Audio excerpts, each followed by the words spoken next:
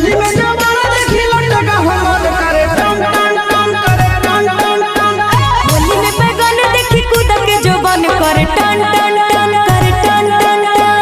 भर होली रे हमर चोली रे पानी खोजे कोन कान। होली में जमाना देखी लटका हमर करे टन टन टन करे टन टन टन। होली में जमाना देखी लटका हमर करे टन टन टन करे टन टन टन। देखी बैगन तोर कूद के जोबन करे टन टन टन करे टन टन टन।